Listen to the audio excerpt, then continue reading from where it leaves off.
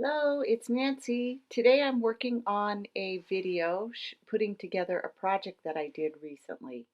I subscribe to a blog called The Postman Knocks, and last week there was a blog post by Lindsay sharing how to keep creative habits going.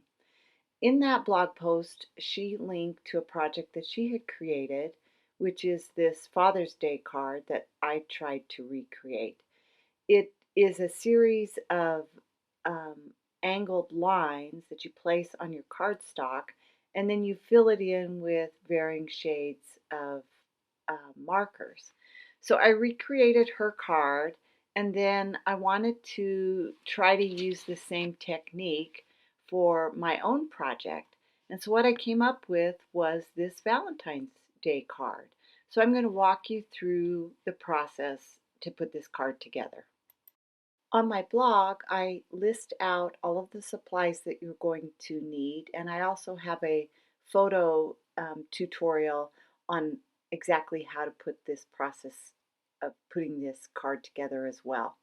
I'll list those same things down below in the YouTube description, the notes area. So what I'm doing is I've got a piece of white cardstock out, and I've cut it down to about 4 inches by 5 inches. I want it to inset on an A2 card, and I'm just angling lines. Lindsay used a different kind of a ruler, which I've never seen before. I'm actually going to look the next time I'm out, and you can check that ruler out on her blog.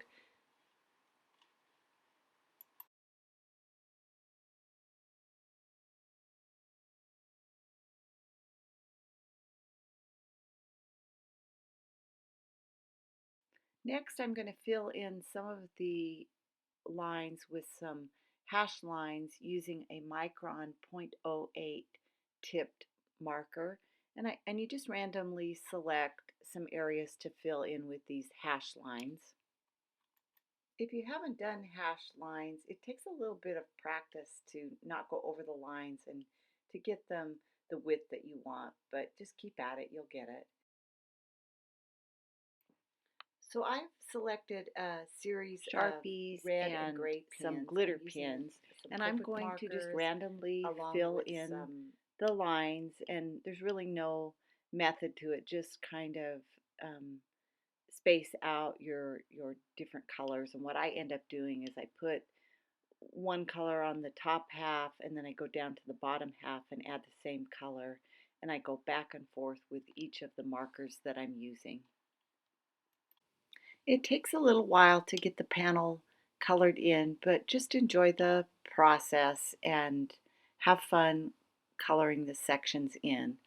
Once I got all the areas colored with the markers that I had out, I still had quite a bit of white space, and I thought it was too much.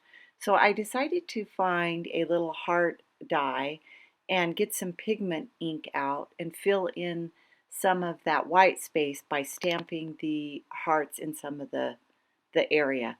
And I was happy with the way that turned out. It was very subtle, but yet it filled in some of the white areas on the panel.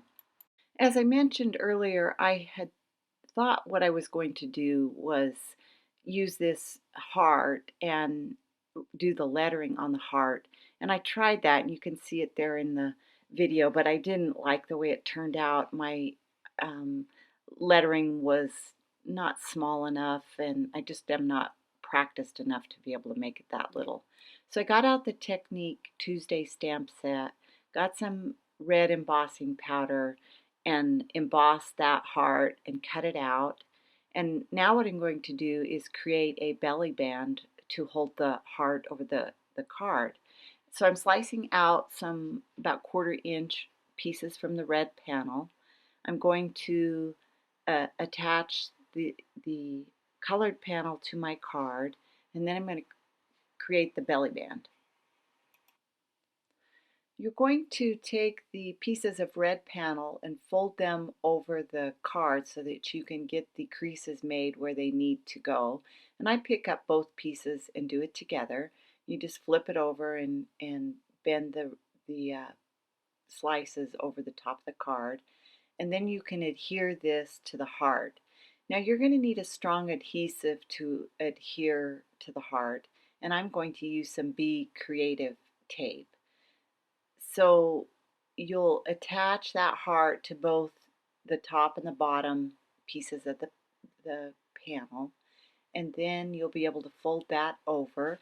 And what the belly band does is allows the recipient to slide that off and open up and see what's on the inside of the card, and then return the belly band back to the card.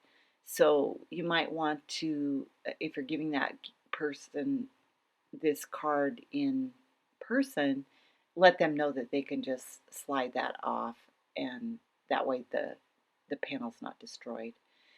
I always finish my cards off by flipping them over and putting my initials and the year on the back side of the card, and then that way I can refer to them and track my progress. This is the finished card, and I hope you enjoyed watching today's video. If you did, I'd appreciate it if you'd give me a thumbs up and perhaps subscribe. And if you know someone else who might like this video, please share it with them. Come back again soon, and I hope you do something creative today. I'm listing some other videos you might be interested in the screenshot